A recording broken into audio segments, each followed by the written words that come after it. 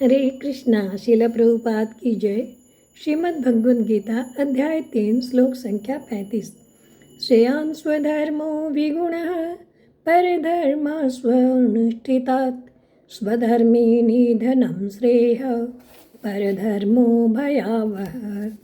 अर्थात भगवान अर्जुन से कह रहे हैं कि अपने नियत कर्मों को दोषपूर्ण ढंग से संपन्न करना भी अन्य के कर्मों को भली भांति करने से श्रेष्ठकर है।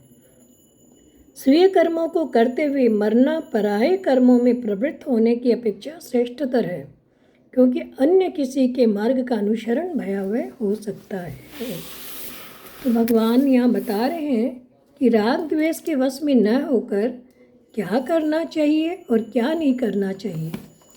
तो भगवान कह रहे हैं कि अन्य वर्ण आश्रम आदि का धर्म बाहर से दिखने में सुगम होने पर भी या गुण संपन्न होने पर भी या करने में सरल होने पर भी या उसमें मन भी लगता हो, बदले में मान बढ़ाई यश प्रतिष्ठा लाभ सब मिलता हो, तो भी उस परधर्म का पालन करना अपने लिए विहित होने के कारण परिणाम में दुख देने वाला हो सकता है।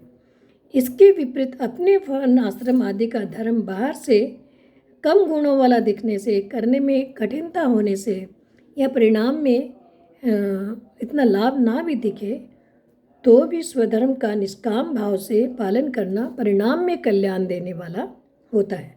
इसलिए मनुष्य को किसी भी स्थिति में अपने धर्म का त्याग नहीं करना चाहिए, बल्कि अनासक्त भाव से, निष्काम भाव से, जैसे शास्त्रों में बताया है वैसे अपने स्वधर्म का पालन करना चाहिए।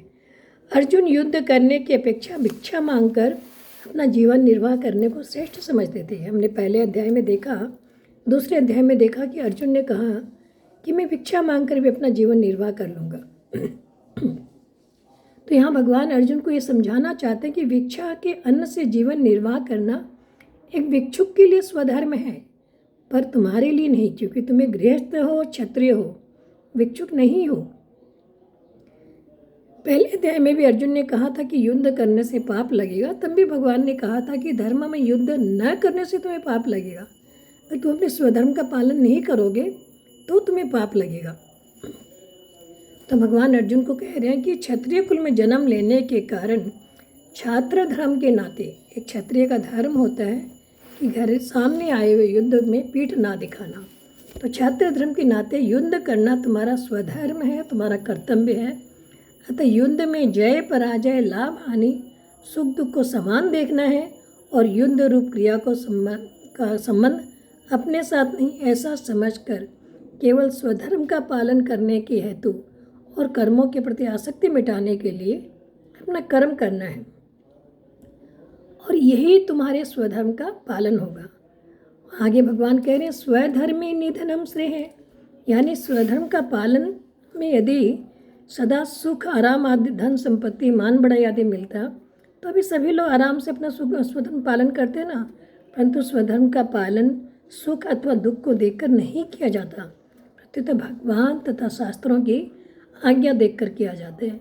और इसमें अगर व्यक्ति की मृत्यु भी करते हुए मृत्यु को नुकसान भी होता है या फिर व्यक्ति की मृत्यु भी हो जाती है तो भी निधनम श्रेय है, उनका ये मरना भी श्रेष्ठकर माना जाता है। आगे भगवान कह रहे हैं परधर्मो भयावह, यदि परधर्म का पालन वर्तमान में सुगम दिखता भी है, तथापि परिणाम में वह सिद्धांत से भयावह होगा।